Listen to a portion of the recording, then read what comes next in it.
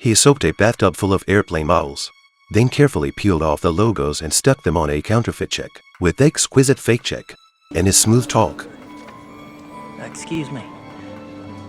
I'm sure you hear this all the time, but you have the most beautiful eyes I have ever seen.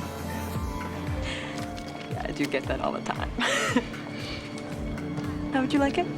He swindled his first sum of money. From that moment on, his life spiraled out of control, and he was only 16. Frank, who had just transferred schools, was bullied by the school's thug on his first day. But today, he happened to be wearing a suit. On a sudden impulse, he walked up to the podium, wrote his name on the board, and instantly... Quiet down, people!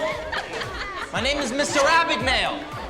That's Abagnale, not Abagnale, not Abagnale, but Abagnale. Now, somebody please tell me where you left off in your textbooks? Excuse me, people, if I need to ask again, I'm going to write up the entire class. Take your seats! The students were captivated. The bully was quickly subdued. Frank coolly tricked the real substitute teacher into leaving. By the time the school realized, he had already taught French for a week and even held a parent-teacher conference. Your son held a teacher-parent conference yesterday and was planning a class field trip to a French bread factory in Trenton. Do you see the problem we have?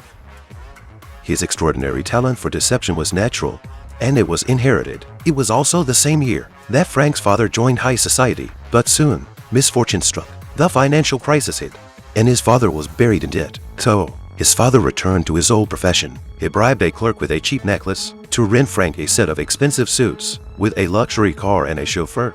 The bank manager treated him like a VIP, but no matter how persuasive he was, the bank refused to take the risk of lending to a man who had been caught evading taxes. And so, his financial lifeline snapped. Frank's father went completely bankrupt. On his 16th birthday, his father gave him a special gift, a bank account with a checkbook. From then on, his life would be tied to those checks. Since his mother had long been accustomed to a life of luxury, they divorced in front of Frank. In a fit of anger, he left home for good. He wandered the streets, relying on bounce checks. Getting kicked out of motels in the middle of the night became routine. Surviving alone was a big problem. So, he started thinking of ways to cheat. He carefully scratched off the birth year on his head, making himself 10 years older. He even changed his name. The next day, he tried the same trick at the bank, hoping to cash a bad check, but the teller refused. However, he was prepared this time. He had a necklace, but his luck had run out. The bank manager had already seen through him. He failed repeatedly at several banks, and by chance,